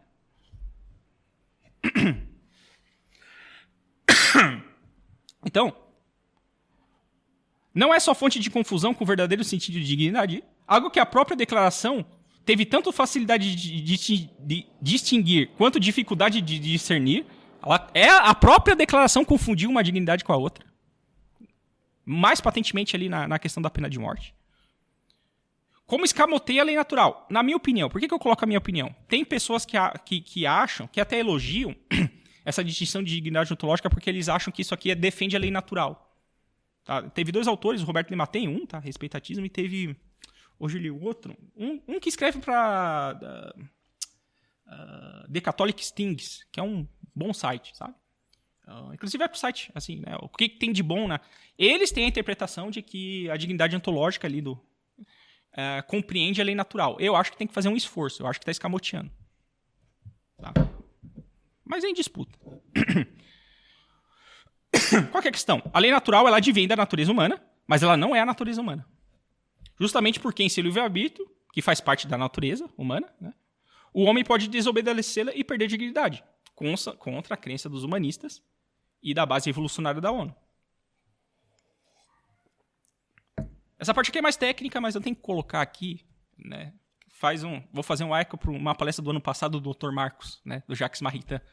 O humanismo é integral, né? Integral de entrega. Mais ou menos como está fazendo dignidades infinitas com a base cristã, né? Aqui, ONU, pega a base cristã aqui. Humanista, pega a base ética cristã aqui. O que é isso? Se colocarmos o fantasma do Jacques Maritain na equação, ainda não houve a superação daquela problemática tipicamente pós-Concílio Vaticano II. A dificuldade de distinguir entre existência e ato de ser.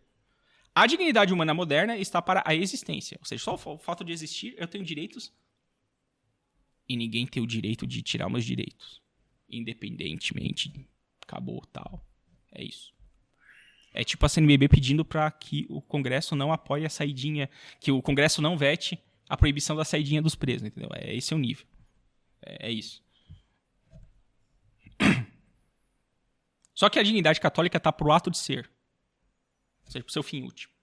Para o fim do homem. A natureza do homem, ela foi feita para um fim. Não foi feita para si mesmo, como sugere implicitamente o próprio conceito de dignidade ontológica. Não, ela basta por si. Não, ela não basta por si. Ela serve para nos dar os meios para chegar ao fim último. Então, a dignidade católica está para o ato de ser. Se o ato de ser fosse o coração da declaração, e aqui eu estou refutando o pessoal que acha que a lei natural está... Não, refutando não, né? Eu estou objetando o pessoal que acha que a lei natural está no conceito de dignidade ontológica. Se o ato de ser fosse o coração da declaração, a ONU não receberia validações mais críticas. Por isso que eu acho que o conceito de dignidade ontológica, ele escamoteia a lei natural. Esse é o meu argumento.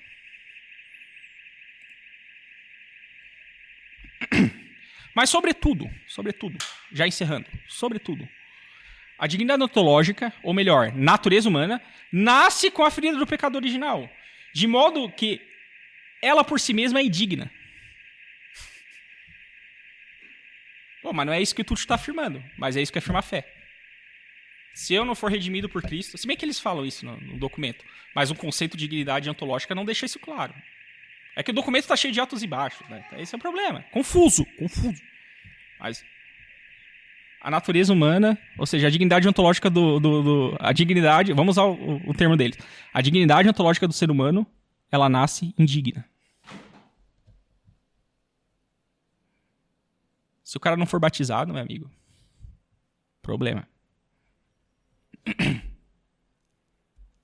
Para o ser humano se tornar digno, ele necessita, e isto é de fé, da graça, a qual é obtida pela redenção de Cristo. Sem a vida sobrenatural, o ser humano não consegue ser fiel à sua própria natureza, justamente por causa da ferida do pecado original. Não dá para o ser humano ser um homem bom sem a graça. Essa é que é a verdade. Não, o ser humano, pela sua própria dignidade ontológica, ele pode utilizar a sua inteligência para aderir à verdade e a sua vontade para agir conforme a verdade conhecida que vai chegar no bem. Em tese, sim. Na prática, não por causa do pecado original. Como diz o Monsenhor de Segur, né? Bom, bem sabemos quanto vale um homem forte diante da tentação, sem a graça. Se para nós, católicos, que temos a graça, já é difícil resistir à tentação, imagina para quem está longe dela. Cai fácil.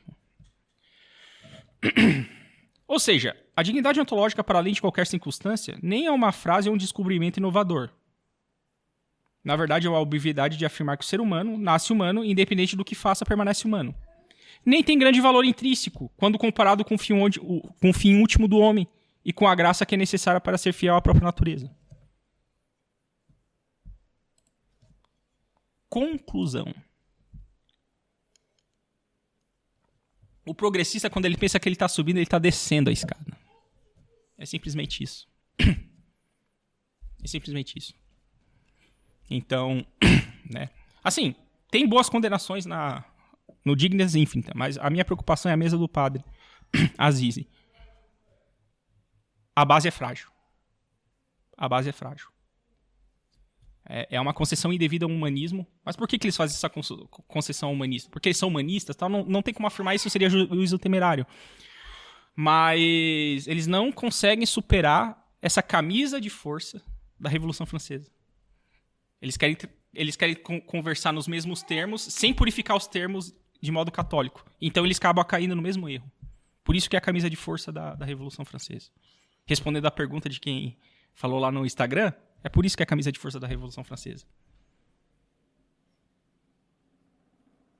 Ou seja, para superar, para ter uma correta compreensão de dignidade humana, não podemos deixar a graça de maneira secundária, tal, não. Deus é o centro, Deus é o princípio, Deus é o fim. Não é o ser humano o centro. A dignidade humana só faz sentido se ela estiver olhando para o céu. Porque, como eu falei, ela nasce indigna. A dignidade ontológica nasce indigna. Desculpa aí, Túlio, mas é. Viva Cristo Rei.